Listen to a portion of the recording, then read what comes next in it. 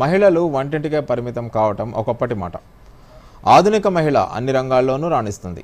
ఈ క్రమంలో తెలంగాణలోని మారుమూల తాండాలో పుట్టి పెరిగిన మహిళ కొత్త చరిత్ర సృష్టించారు. టీజీఎస్ఆర్టీసీలో ఉద్యోగం సంపాదించి తొలి మహిళా డ్రైవర్గా నిలిచారు. మరిన్ని వివరాలు. మహిళలు అన్ని రంగాల్లో ముందుండాలని మహిళా సాధికారత దిశగా అడుగులు వేస్తున్న తెలంగాణ రాష్ట్ర ప్రభుత్వం కీలక నిర్ణయం తీసుకుంది. ఓ మహిళను ఆర్టీసీ బస్సు డ్రైవర్గా నియమించింది. హైదరాబాద్ నుంచి మిర్యాలగూడ ఎలక్ట్రిక్ బస్సుకు డ్రైవర్గా ఆమె విధుల్లో చేరారు.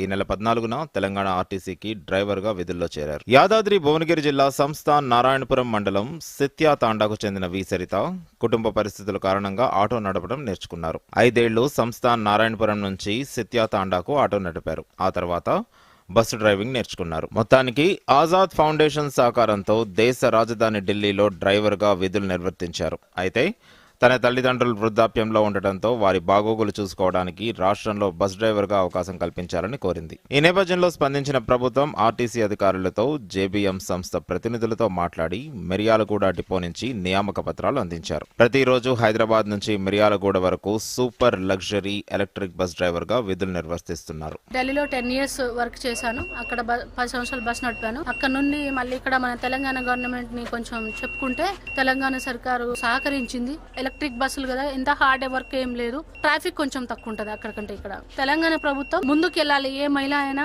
సరే ఏ విషయంలో అయినా సరే ముందుకు రావాలనేసి మన తెలంగాణ గవర్నమెంట్ సపోర్ట్ ఇస్తుంది.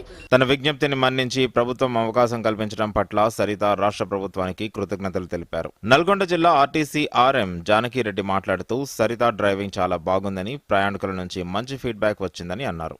ఎంజీబీఎస్ నుంచి మరి మిర్యాలగూడకి ఈ హైటెక్ ఎలక్ట్రిక్ బస్సు నడపడం జరుగుతూ ఉంది.